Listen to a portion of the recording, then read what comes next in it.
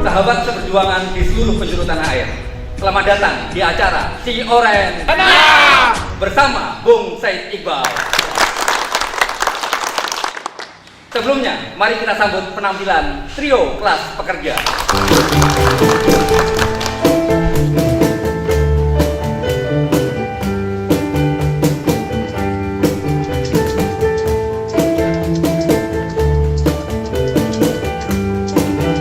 Hujan gerimis aja, ikan teri diasini.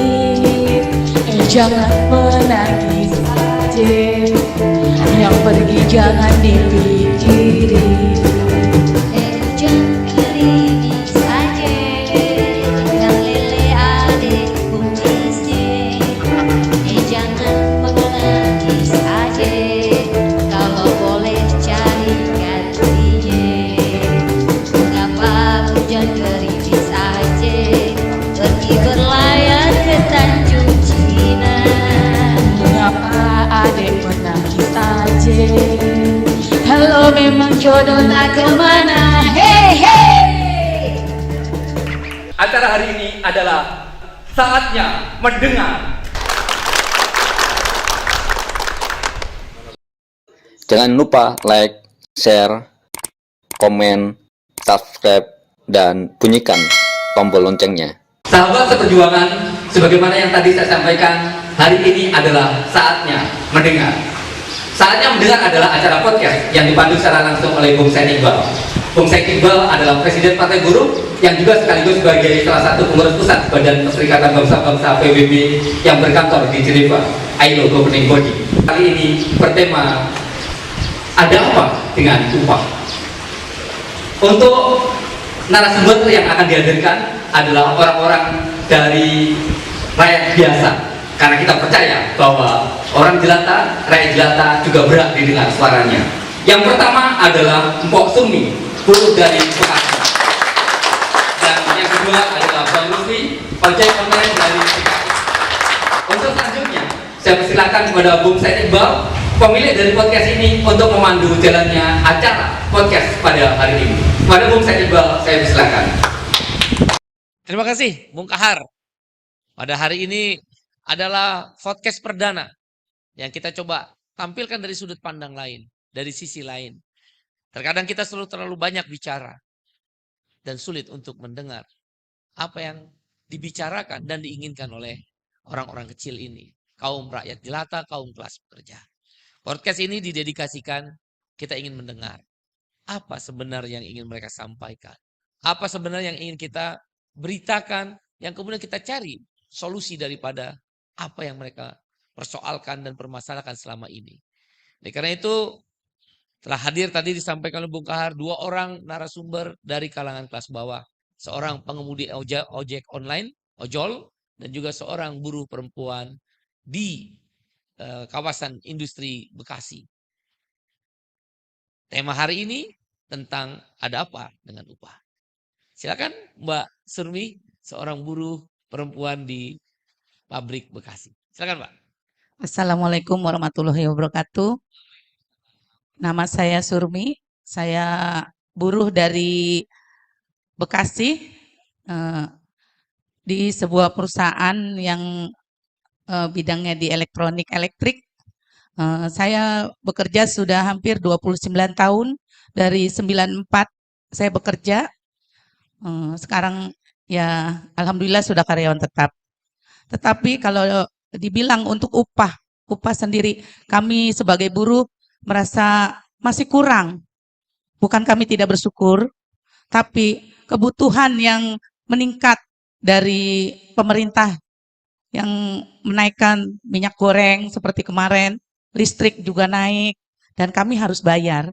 Apalagi air sekarang kita minum mineral harus bayar, harus beli. Itu sangat membuat kami sebagai buruh sangat Berat ya? berat, Ya. berat untuk Emang menanggung. upahnya Mbak Surmi ini di pabrik masa kerja berapa tahun?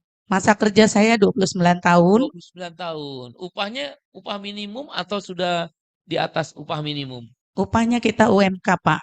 Oh, tetap upah Iya, minimum. kita 29 tahun iya, bekerja, upah buruh minimum. perempuan, pabrik elektronik terkenal vendornya dari Iya, multinasional company, iya, dan upahnya tetap upah minimum iya. 29 tahun kerja. Kita upah selalu kita menunggu dari SK Gubernur. Oke, iya, iya, Ya, iya. Silakan. SK Gubernur yang kalau diberikan dari Gubernur sendiri SK, tapi kita harus terus berjuang di bawah buruh. Eh, Emang sangat menyengsarakan banget. Dan saya sendiri, saya bekerja sendiri, Iya. suami saya juga ter-PHK, dan saya harus berjuang untuk anak-anak saya. Anaknya berapa? Anak saya 3, Usia terbesarnya berapa? usia terbesarnya 20 tahun, 20 ya. tahun. Yang terkecil? Yang terkecil baru kelas 4. Yang 20 tahun udah bekerja juga. Kemarin sudah bekerja, tapi karena dari sistem pemerintah yang outsourcing dan anak saya di PHK, Pak. Oh, suami saat ini juga masih belum bekerja ya, Ya, berarti ya? karena suami kan sudah umur, Pak, jadi Ya, tidak ya, ya, untuk ya. lapangan pekerjaan untuk orang yang sudah umur 50 tahun kan agak susah. Biaya untuk pendidikan anak berat tuh ya sampai umur 20 tahun ya. Iya, berat berat sekali untuk kami, Tapi Pak. begitu masuk kerja jadi outsourcing. Ya, begitu masuk kerja jadi outsourcing dan yang sangat memprihatinkan ini magang. Magang. Itu yang bikin, Waktu dia masuk kalau magang bayar dong berarti. iya, Pak, Dari agen-agen dari itu ya. agen-agen LPK-nya itu. Belum kerja aja udah dimintain Ya, uang. belum kerja Kalau aja. boleh tahu berapa uang yang diminta? Kalau setahu saya yang di LPK itu sekitar 3 juta, 4 juta. Gaji waktu dia masuk kerja berapa? Untuk ini kalau uang saku ya, Pak. Kalau uang sakunya setahu saya cuma 3.800.000. Jadi benar-benar minim ya buat Oh, anak-anak magang itu. istilah di magang itu atau boleh dikatakan outsourcing terselubung itu di bawah upah minimum Bekasi dong ya? Ya, di bawah upah minimum Upah Bekasi. minimum Bekasi berapa? Sekarang yang kita karyawan baru itu 52, Pak. 5.200.000. Jadi Mbak Surmi ini menerima upah 29 tahun kerja, upah minimum 5,2 juta. Iya, Anaknya bekerja, sekolah, disekolahkan sama Mbak Surmi dan bapaknya, iya, suami berarti, itu bekerja sekarang sistem magang, iya. kemudian diupahnya hanya 3,8 8. juta. Iya. Terus kira-kira cukup tuh, gimana tuh? Ya, karena kita sebagai ibu rumah tangga dan suami juga jadi ya serabutan juga, Pak, bekerjanya. Terus kita juga berpikir, alhamdulillah kita dan anak juga kita bekerja sama. Dari upah itu ada nggak kesejahteraan lain yang diterima? Misal tunjangan, misal ada uang lauk pauk seperti di PNS, ada nggak? Nggak ada. Untuk perempuan ini benar-benar didiskriminasi, Pak. Untuk perumahan aja belum ada. Terus pajak saya dipotong. Heeh. Oh, udah upah minimum pajaknya dipotong Ya, pula. pajak PPh 21 saya Karena di dipotong. atas 5 juta ya, Iya, ya kan? Maka kena potongan. iya. Nah, yang anaknya kerja magang sekarang udah dipecat. Sudah, Pak. Udah berapa lama kerja tuh? Magang itu kan cuma 6 bulan paling, Pak. 6 bulan. Iya, Sebelum masuk 6 bulan dapat kerja, potong 3 juta. iya, Gaji 3,8 juta di iya, bawah UMR, iya, di bawah upah minimum ya. iya, Oh, jadi kalau Mbak Surmi ini dipecat oleh perusahaan, ya mudah-mudahan jangan ya, kita berdoa jangan 29 tahun. iya. Tiba-tiba dipecat, anak sekarang udah dipecat karena magang, suami udah di PHK. Dulu suami outsourcing juga nggak tuh kerjanya? Suami kerja di keramik, Pak. Keramik, dipecat PHK. karena kenapa? Pengurangan, Pak. Oh, pengurangan. Diganti dengan yang baru. Kan pindah Ada, perusahaan. iya, iya. Jadi diganti dengan karyawan baru. Bayangkan ya, kalau suami Mbak Surmi udah dipecat karena pengurangan, kemudian anaknya udah sekolah tinggi-tinggi SMA, masuk kerja hanya magang, didahului dengan membayar tanda kutip Iya. uang putih sekitar 3 juta, gaji di bawah UMK-nya Bekasi, Iya. upah minimum Kabupaten Kota Bekasi. Kalau Mbak Surmi sebagai penopang di dalam keluarga ini dipecat, kita bisa bayangkan apa kira-kira yang Mbak Surmi pikir dan rasakan. Mudah-mudahan tidak dipecat ya. Gimana tuh kira-kira ya? Saya nggak bisa membayangkan, Pak, kalau saya sebagai motornya untuk mencari uang, terus saya dipecat. Ya, saya minta kepada pemerintah aja untuk eh, cabut Omnibus Law itu, Pak. yang apalagi pensiun kita Iya, iya. 0,5 ya. 0,5 ya, yang Iya. harusnya menurut Undang-Undang 13 itu 2 Bisa PMTK dua kali gitu. aturan ya, Heeh, bahkan yang ada yang 3 kali ya. mm-mm. Iya, iya, Yang iya. buat kita ibaratnya buat kita ke depan kita bisa usaha atau apa. Tapi untuk sekarang dengan undang-undang yang dibuat oleh pemerintah yang menyengsarakan kita yang buat pensiun itu sangat benar-benar menyedihkan. Kalau saya sih sebagai pribadi sebagai buruh, tolonglah Pak Presiden cabut tuh undang-undang Omnibus Law Iya, itu iya, menyengsarakan banget buat kita buruh iya, iya, gitu. iya. Jadi saya bisa membayangkan ya Mbak Surmi ya, bekerja 29 tahun, anak masih muda, kehilangan pekerjaan karena sistem magang yang diatur oleh Omnibus Law dibolehkan itu ya. Ya, Kemudian juga suami akibat pengurangan karyawan tidaklah bisa mendapat pekerjaan karena faktor usia, ya, bukan nggak mau kerja, ya, faktor usia ya. usia Pak. Saya bisa membayangkan dengan 5,2 juta tadi ya, Ya. upah minimum Kabupaten Bekasi ya. Pengeluarannya berapa ya kira-kira kalau boleh tahu, hanya sekedar kita mau membayangkan, oh betapa beratnya cobaan ini. Dengan anak berapa tadi? Anak 3 Pak. Anak 3. Yang 2 berarti masih bersekolah ya? Yang 1 bersekolah, Sekolah di? yang di SD kelas 5 Oh lagi butuh-butuh ya. biaya ya? Yang nomor 2 sudah lulus. Oh, SMA? Sekarang magang Pak. Magang lagi. Oh jadi di Bekasi ini kerja magang banyak sekali ya?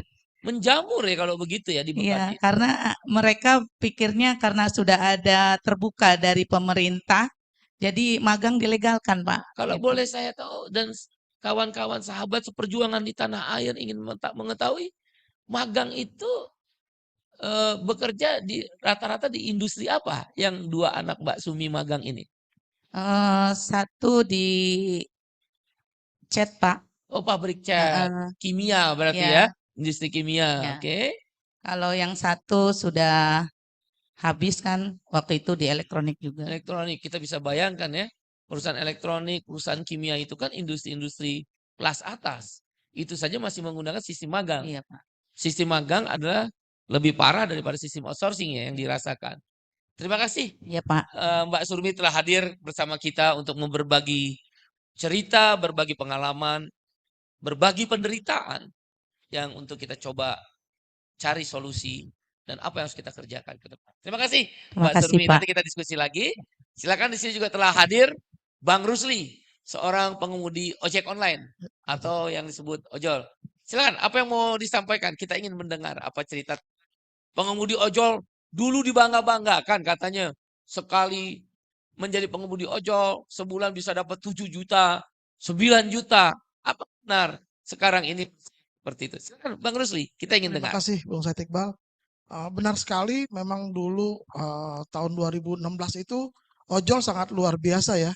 Karena pendapatan ojol itu dari jam 6 pagi sampai jam 7 sore itu kita mendapatkan 700.000. Seperti itu.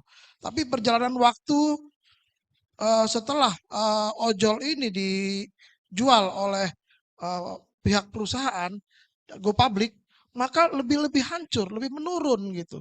Yang lucunya lagi kok tarif turun. Padahal waktu saya SD itu saya naik angkot itu cuman bayar 100 perak. Sekarang aja sudah menjadi 5.000, artinya tidak ada tarif yang turun. Tapi di ojol dulu tahun 2016 itu saya pertama menjadi ojol itu tarif 13.000. Itu jarak terdekat. Sekarang itu jarak terdekat itu udah hancur banget ya, apalagi semenjak zamannya Covid ya.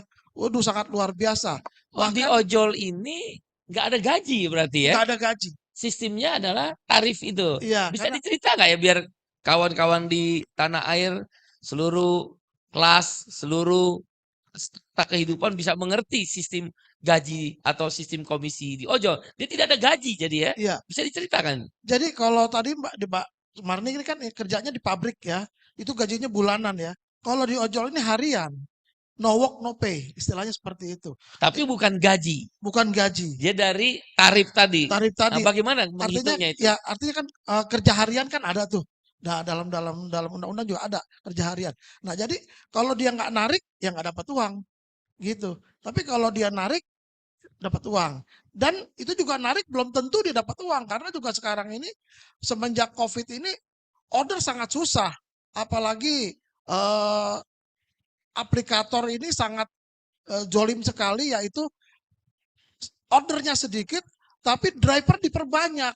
Oh, Sehingga kita ini dipaksa terus untuk mencari nafkah, sementara kita ada yang nggak dapat order, bahkan order ada yang dua aja paling kalau udah dapat dapat yang tarif-tarif kecil umpamanya 9.000, kalau cuma kali dua cuma 18.000 satu hari. 14.000. Iya, itu hancurnya dari dulu 700.000. Kalau yang Bang Rusli tahu sekarang ini deh, Ya. ya kan kita tahu Gojek, Grab, Maxim, ya bahkan Uber rata-rata sudah go public dan mereka istilah bakar uang.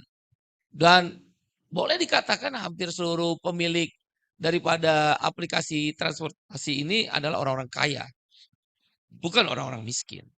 Nah, pertanyaannya, si driver-driver ini kawan-kawan kita, sahabat seperjuangan kita, berapa sih tarifnya dapat penghasilannya dalam 1 bulan atau setidaknya dalam 1 hari? Kira-kira Ya. Kalau kira-kira agak sulit secara sekarang. rata-rata. Rata-rata ya paling sekitar 2 juta lah kali ya. 2 juta ya. Iya. Itu Sangat udah anjlok. all out tuh. All out. Mulai pergi kerja jam berapa tuh Bang? Itu jam 6 pagi. Jam 6 pagi. Iya. Ada juga habis subuh ya. Ya, Habis terus subuh udah balik mulai ke rumah? Ya itu balik ke rumah kita ada yang jam 10 malam sampai jam 12 malam. Seperti Paling itu. cepat pulang ke rumah? Paling cepat pulang ke rumah ya jam 5 ya. Jam 5 sore ya, hampir sama kerja dengan Mbak Surmi ya di pabrik ya. Iya. Tapi penghasilannya 2 juta 2 kira-kira juta. rata-rata Iya, ya. betul. Nggak bisa 7 juta, 8 juta lagi tuh ya. Udah nggak bisa. Dulu kita sombong ya. Setiap hari Minggu, malam Minggu kita ajak anak-anak kita ke mall. Pilih terserah maunya apa. Itu dulu. Tapi sekarang aduh sangat miris sekali deh. Nah, kita bisa membayangkan Bang ya, 2 juta sebulan. Kebutuhannya berapa ya kira-kira ya? Kawan-kawan ojol ini yang Abang tahu. Ya, Teman-teman ojol ini secara umum. kebutuhan sangat luar biasa ya. Apalagi dia harus bayar cicilan motor, harus bayar Oh iya, cicilan motornya rumah. rata-rata kredit ya? Iya, apalagi Iya, sekarang iya. ada sistem di Gojek dan Grab ini sangat juga tidak manusiawi ya. Jadi disediakan motor listrik itu sewa 1 hari 50.000. 1 hari itu kalau dia nggak dapat tarikan kan kasihan sekali gitu. Oh. Dan bahkan katanya kalau dia beli sendiri motor listrik atau kredit dari luar itu tidak diperbolehkan. Iya. Jadi jangan sangat-sangat jolim Nah, juga. kalau ada istilah bonus-bonus bukankah itu menyenangkan? Iya benar, memang ada trip yang sudah ditentukan. Kalau zaman 2016 itu sampai 10 trip ya. 10 dapat 10 poin, kita dapat bonus. Nah, terus semakin berhasilnya driver mencapai poin, semakin diperbanyak itunya targetnya. Ini luar biasa juga gitu. Dan kita sering melihat di media-media apakah online, televisi, kita dengar di radio perjuangan kawan-kawan, sahabat-sahabat seperjuangan ojol seperti juga buruh pabrik, buruh perempuan di pabrik, kan ada demonstrasi-demonstrasi. Itu juga salah satunya paling utama adalah memperjuangkan upah ya, seperti disampaikan Mbak Surmi tadi ya. Iya, betul sekali. Dalam hal ini tarifnya ya, betul, kalau dalam ojol ya. Kita memang teman-teman kita ini banyak yang entah nggak ada kejelasan mau kemana dia mengadu ya.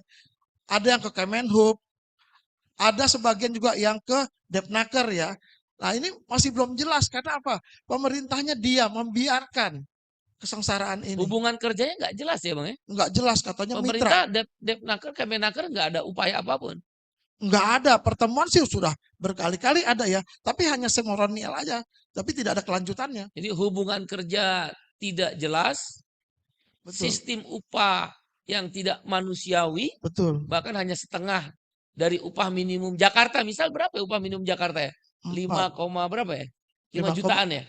5,2 kali ya. 5,2 kan Bekasi. Ya, mungkin Jakarta sekitar 4,9 ya kalau nggak salah.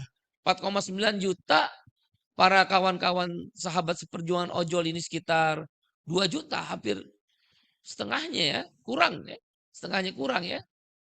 Hubungan kerja tidak jelas, pendapatan hanya hampir setengah kurang dari upah minimum, dan ketika dia kemudian berhenti sebagai ojol, ada pesangon nggak tuh ya?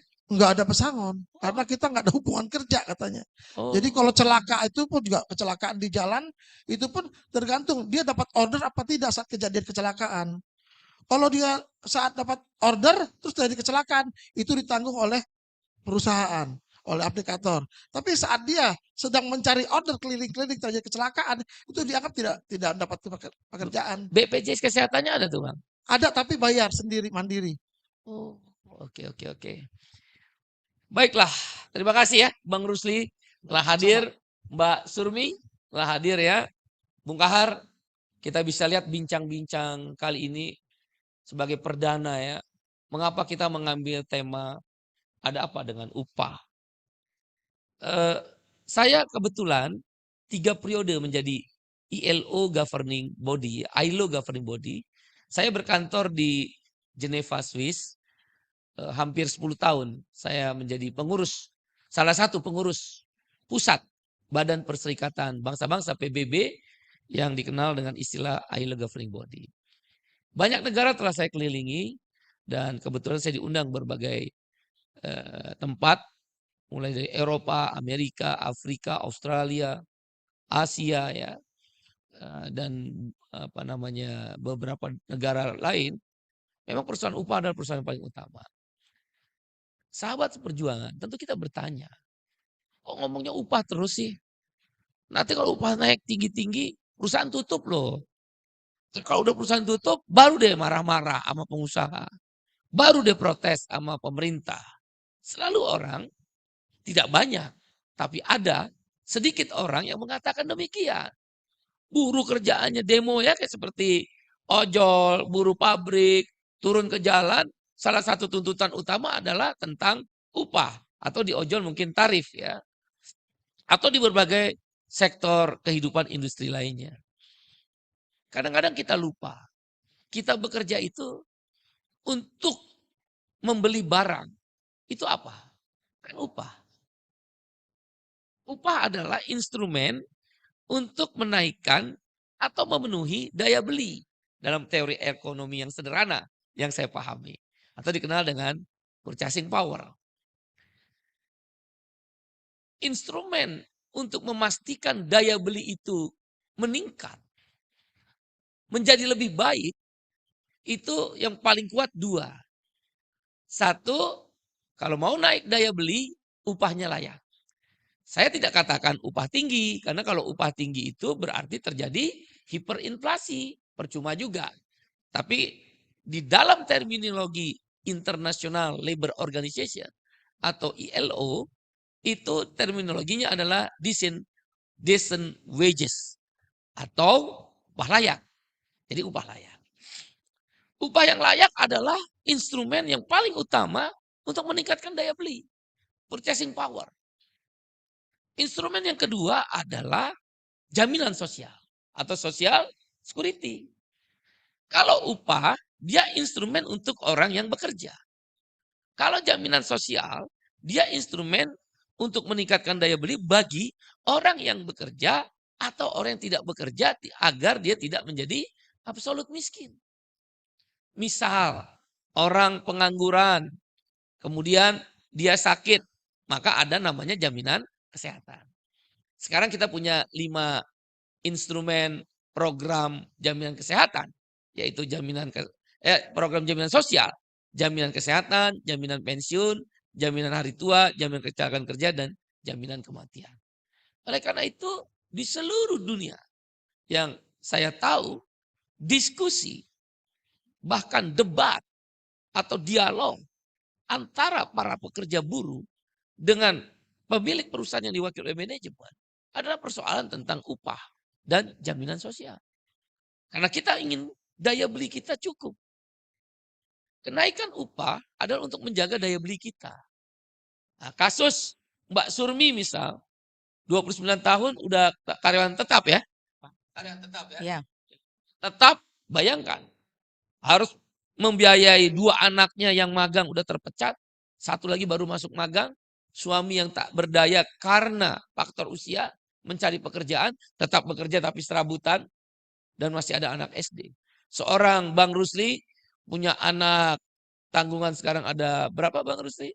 2 orang dengan 1 istri, untung istri mungkin masih bekerja mungkin ya. Nah, itu masih dapat tertanggulangi. Dalam bayangan kita, betapa beratnya mereka untuk menjalani kehidupan, meningkatkan derajat nilai-nilai kehidupannya, meningkatkan derajat sosial, memenuhi kebutuhan dasar, sandang, pangan, papan, pendidikan, kesehatan. Kita harus melihat di mana peran negara untuk menjaga daya beli ini. Itu satu soal. Soal lain, mungkin saya bisa memberikan sebuah pengetahuan, berbagi pengalaman. Upah itu ada 2. 1, upah minimum. Yang kedua, upah yang disebut di atas minimum atau upah berkala. Upah minimum berlaku sesuai di Indonesia adalah masing-masing provinsi atau kabupaten kota.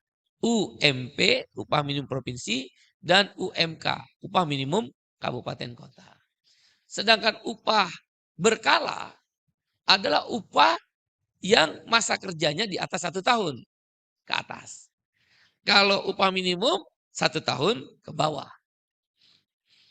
Untuk upah berkala dalam kasus Mbak Zurmi, seharusnya yang masa kerjanya 29 tahun, buruh perempuan tidak boleh diberikan upah minimum. Berarti pengusaha elektronik ini yang merupakan supplier perusahaan multinasional company, perusahaan elektronik raksasa, dia mengabaikan code of conduct-nya. Multinasional conduct, etik itu dilanggar perusahaan raksasa. Masa orang kerja 29 tahun upahnya hanya upah minimum. Sebenarnya upah minimum itu apa? Upah minimum adalah upah yang diberikan kepada buruh yang bermasa kerja 1 tahun ke bawah. Jadi dia belum ada pengalaman kerja. Upah minimum itu kenaikannya ada 2 ukuran. Dalam konvensi ILO nomor 133. Di Indonesia juga sudah ada di Undang-Undang nomor 13 tahun 2023. Bahkan sekarang di Omnibus Law pun diatur itu. Bagaimana menentukan kenaikan upah minimum? Menurut konvensi ILO, karena Indonesia sudah negara ILO dan Indonesia sudah meratifikasi konvensi ILO, beberapa konvensi, maka dia harus ikut. Konvensi ILO sifatnya umum, diturunkan ke negara, setiap negara anggota ILO, dia dalam bentuk undang-undang. Bagaimana cara menghitungnya? Ada 2 cara. 1, kenaikan upah minimum dihitung berdasarkan makroekonomi. Apa itu makroekonomi? Inflasi dan pertumbuhan ekonomi. Jadi kenaikan upah minimum setiap tahun harus dihitung dari nilai inflasi plus nilai pertumbuhan ekonomi. Misal inflasi di Indonesia tahun ini 4%, pertumbuhan ekonomi 5%, maka tahun 2024 kenaikan upah minimum harus 9%. Itulah cara negara melindungi buruhnya. Itu pun yang 1 tahun. Ya, maka kita sudah ukur kenaikan upah minimum berapa. Untuk perusahaan diuntungkan juga, diuntungkan. Perusahaan jadi bisa menghitung ada yang namanya struktur biaya atau cost structure. Ada biaya produksi, ya production cost, ada biaya material cost, ada biaya buruh, labor cost, biaya lain-lain, overhead cost, dan sebagainya.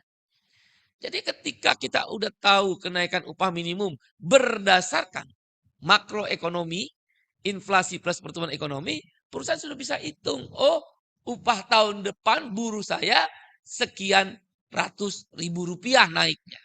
tinggal dikalikan dengan jumlah buruh saya, maka jumlah kenaikan upah minimum sekian miliar rupiah. Total biaya dia bisa hitung. Sehingga dia bisa hitung, berarti saya harus berusaha output produksi, keuntungannya setelah dipotong pajak adalah sekian rupiah. Jadi lebih tenang pengusaha. Kan dalam pengusahaan itu butuh ketenangan. Maka ada gium yang menyatakan buruh tukang nuntut, perusahaan tutup, itu salah. Dia teranulir dengan konsep upah minimum ini.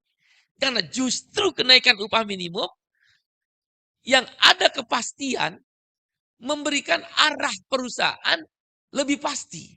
Berapa kos yang dia harus keluarkan, berapa keuntungan yang dia harus dapat.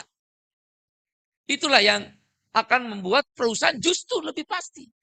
Rasa aman dan kepastian adalah sesuatu yang diharapkan oleh perusahaan. Jadi gugur tuh tentang membuat perusahaan tutup. Tidak ada satupun di negara di dunia, saya kan ILO governing body, yang perusahaan tutup gara-gara naik upah. Nggak ada. Perusahaan tutup, pertama ordernya berkurang. Sehingga antara kos produksi dengan pendapatan ya lebih besar kos produksi. Kemudian bisa jadi lokal konten bagi perusahaan ekspor lebih tinggi, lebih rendah daripada yang impor, barang-barang raw material impor. Ada juga karena mismanagement, ada juga karena memang produksinya sudah tidak lagi bisa bersaing. Ada juga karena ada perusahaan lebih raksasa multinasional company, produk yang sama di perusahaan-perusahaan kelas menengah kalah bersaing, baik harga maupun kualitas. Faktor-faktor itu bukan karena kenaikan upah. Justru kata ILO, ini saya ikut debat dengan Menteri Keuangan Jerman, Menteri Keuangan Kanada. Saya waktu ikut di panelnya sebagai salah satu panel mewakili workers group kelompok buruh bersama Serikat Buruh Jerman, Serikat Buruh Amerika, Serikat Buruh Indonesia. Waktu itu saya diminta untuk mewakili kelompok negara berkembang atau negara-negara di Asia Pasifik. Cara kedua untuk menaikkan upah adalah memastikan berdasarkan harga pasar. Kan harga barang itu akan naik setiap tahunnya yang kita sebut inflasi. Atau lebih tepatnya indeks harga konsumen, IHK. Satu botol air mineral tahun ini harganya 1.000. Karena ada kenaikan bahan baku mungkin, ada kenaikan ongkos produksi mungkin, harus menambah investasi modal dalam bentuk mesin-mesin, maka kan terjadi lonjakan ongkos di luar ongkos buruh. Material cost, production cost, mesin cost, equipment cost, dan lain sebagainya. Bukan buruh. Maka dia harus menaikkan harga. Kenaikan harga dari satu tahun ke tahun berikutnya dikenal dengan indeks harga konsumen atau inflasi. Buruh selain dia berproduksi dalam prosesnya, buruh juga adalah konsumsi atau konsumen dari produk-produk barang. Oleh karena itu, buruh perlu mempertahankan daya belinya. Bagaimana cara mempertahankan daya beli? Tadi saya bilang 2 faktor. Upah dan jaminan sosial. Oleh karena itu, harga-harga barang di pasar harus disurvei setiap tahun. Berapa harga beras kenaikannya? Apakah tetap atau tidak? Harga daging, harga minyak goreng, harga sayur-sayuran, ya kan? Harga bensin, harga cicilan rumah, cicilan motor tadi itu harus dihitung. Maka harus setiap tahunnya disurvei.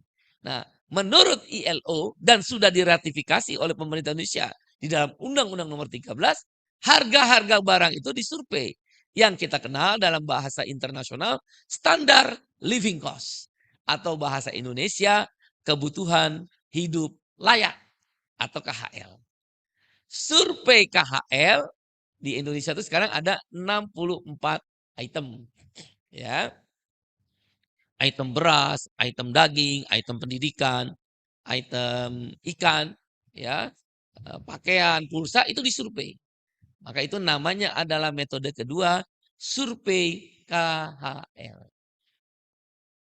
Dengan demikian kita bisa makin jelas siapapun saudara siapapun sahabat seperjuangan di seluruh pelosok negeri.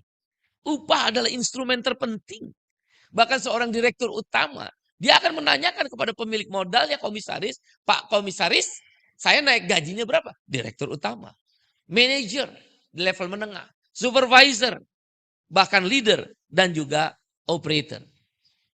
Semua orang butuh upah.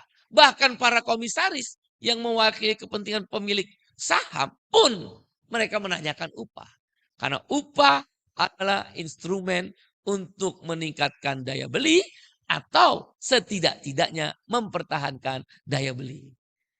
Nah, bagi kalangan bawah, maka ILO, Badan Perburuhan Dunia dan pemerintah Indonesia dan pemerintah negara lain yang jadi anggota ILO mengeluarkanlah namanya upah minimum.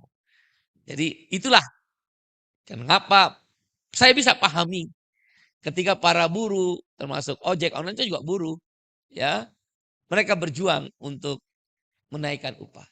Upah adalah nafasnya buruh. Perahu adalah napasnya nelayan. Tanah adalah napasnya petani. Nah, karena itu tidak mungkin buruh tidak berjuang tentang upahnya. Buruh yang turun ke jalan berpeluh keringat. Buruh seperti Mbak Surmi, tukang ojol ini, Bang Rusli, berpeluh keringat, bahkan ada air mata di rumah yang menunggu kepulangannya. Tapi kawan-kawan yang mayoritas tidak turun untuk berjuang akan menikmati hasil dari perjuangan mereka yang ada berjuang untuk meningkatkan kenaikan upah.